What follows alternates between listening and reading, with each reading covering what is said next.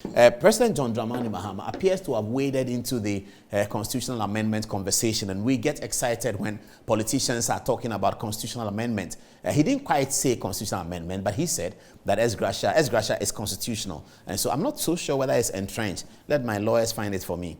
Safu and Kweku, check whether Article 71 is entrenched. And then we will know that it will require a referendum if you have to change it. So this is President Mahama. Good evening, sir.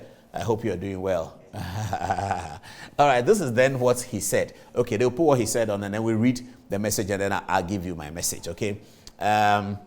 So the text will be coming in a minute, and then we will deal with it. So that's President Mahama on Ex Gratia. Ex Gratia has become very topical in the recent past, and here at Good Evening Ghana, we have waded into the Ex Gratia story in a very feisty way. So we think that this is something we can discuss. Here we go. This is the story. Former President John Dramani Mahama has assured Ghanaians that the next National Democratic NDC government will deal with issues concerning the payment of Ex Gratia. According to him, the 1992 Constitution, which is the supreme law of Ghana, needs to be amended to as well deal with the entitlement of Article 71 office holders. So we are getting somewhere, aren't we?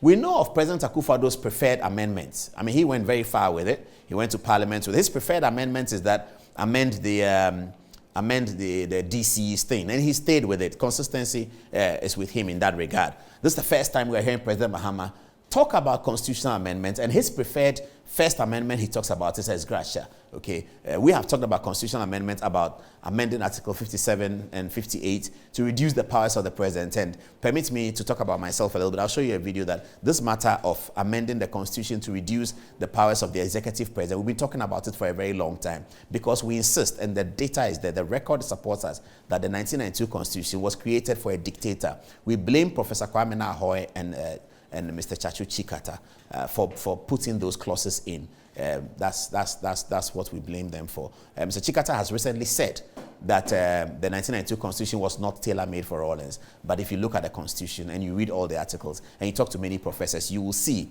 even if you don't know Rawlings, you will identify a certain excessive authority granted to the president elected under the 1992 Constitution. And it was granted for J.J. Rawlings because he needed to be convinced that in switching from a military junta into civilian rule, his powers as president will not be diminished. And that is why the Constitution is that way. We think that that is the major problem of our Constitution. The president has too much powers. Nana Akufo-Addo sort of agrees with us, so he says that part of the president's appointive powers to appoint district chief executives, take it away and give it to the people on partisan grounds, and that's where the disagreements occurred. I think that is still in the boardroom. People are talking about it, and hopefully we'll get there and be able to have consensus to do that. President Mahama has spoken for the first time about constitutional amendments, and his preference is Article 71, Ex Gratia, should be removed. It continues as follows.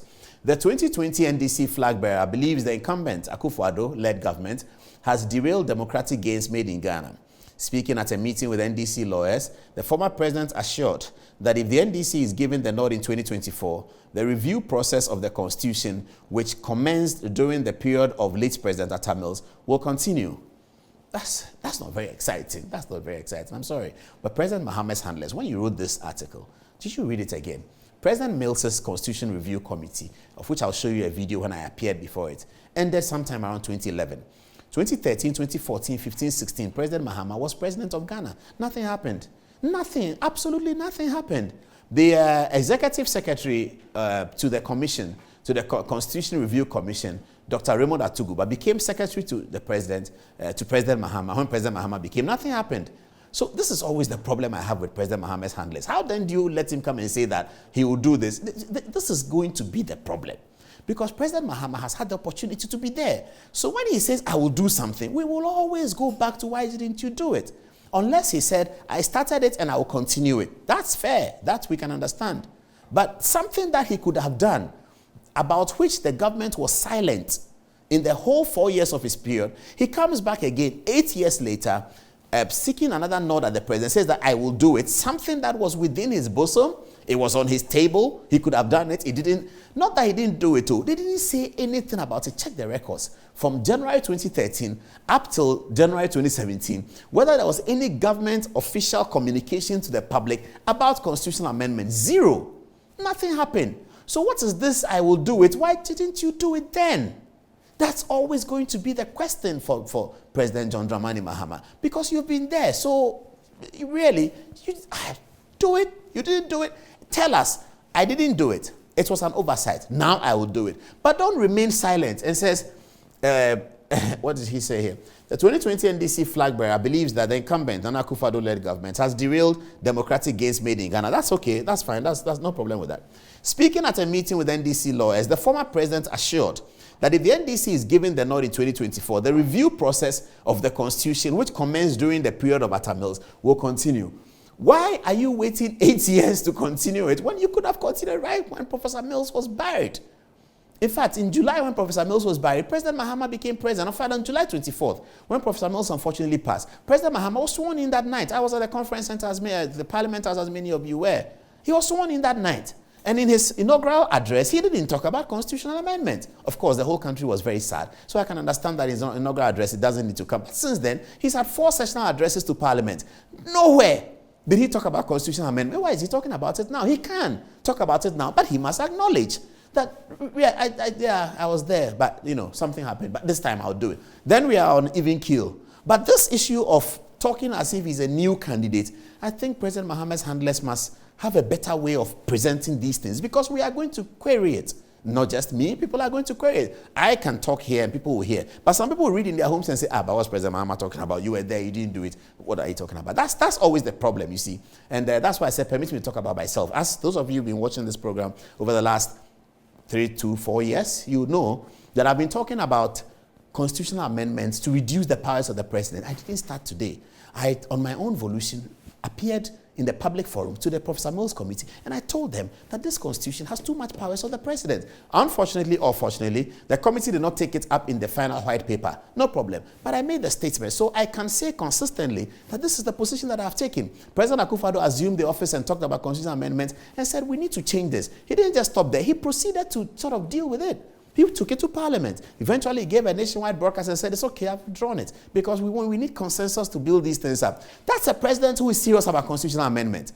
But if you've been vice president during the Constitution Review Commission, and the Constitution Review Commission did pay a courtesy call on President Mahama. They did. They did pay a courtesy call on President Kufuor. Remember, President Kufuor's favorite amendment was that the presidential term should be increased from 4 to 5 years, which people have been talking about. And then he also said, controversially, that the position of the vice president should be scrapped. President Kufuor said that. That was his contribution to the constitutional amendment process. So we remember that. President Mahama is weighing in for the first time right now, and his first port of call is Ex Gratia. That let's take Ex Gratia out. What does it mean for a beneficiary of Ex Gratia to say let's take Ex Gratia out? It's not bad. But the candidates must tell us that even though I have received Ex Gratia so many times, I think it's not good. And when did you come to the realization that it's not good? Today? Yesterday? The day before?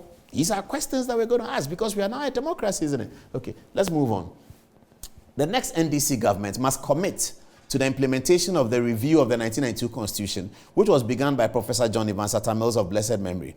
Quoting John Mahama, he says, this review should, among other things, aim at reforming the judiciary and tackle head-on issues on Ex Gratia payment and other matters of Article 71 emolument, President Mahama stated. In recent years, arguments have surfaced about the number of officials who benefit from Ex Gratia payments and whether there is a need for their payment at all.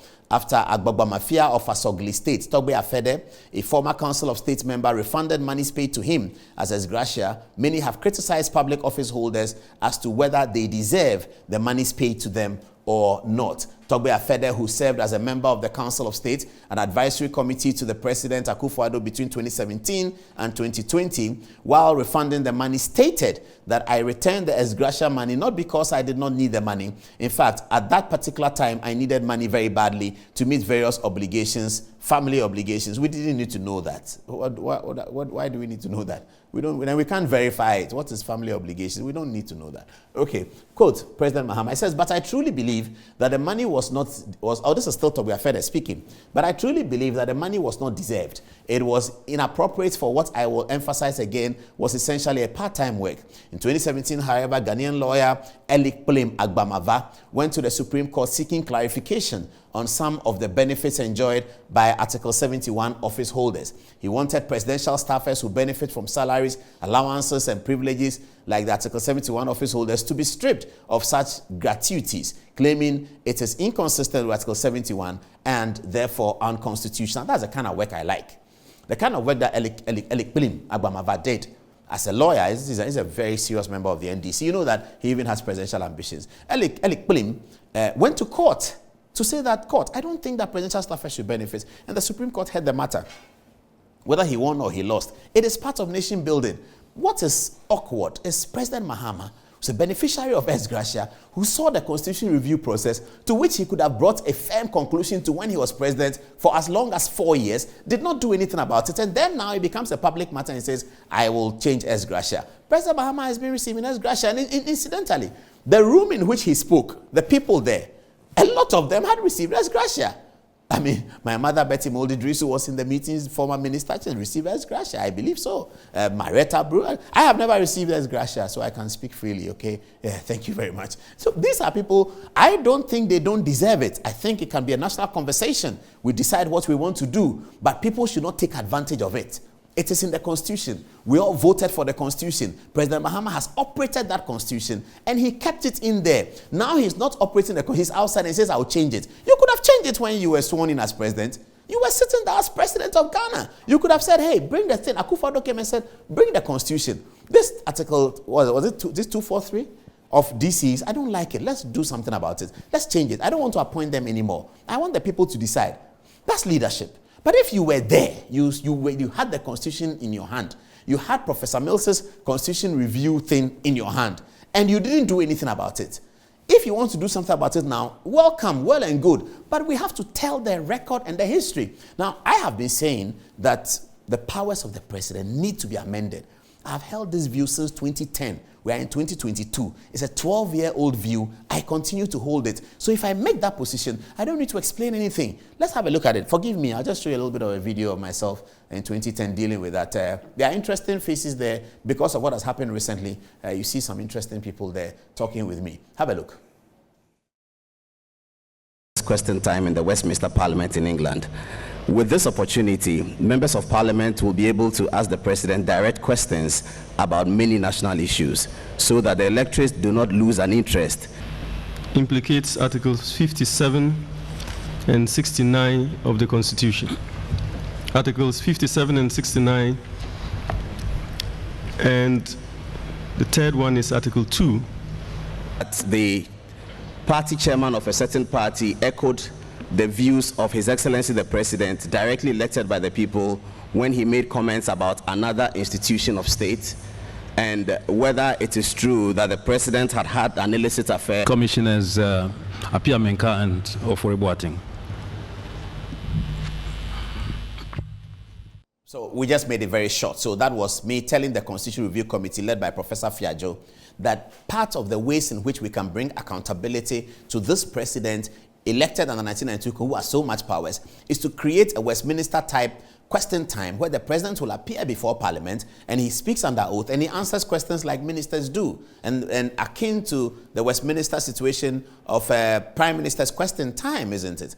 Okay, so that's 2010. I've held the view since then, and I still hold the view now. So President Mahama, welcome aboard to all of us who think that Constitution needs amendment. But you have more questions to answer than we do because you have been there. Tell us what happened. What prevented you from doing it? And why should we believe that you will do it now? I hope I'm clear on that one. Okay.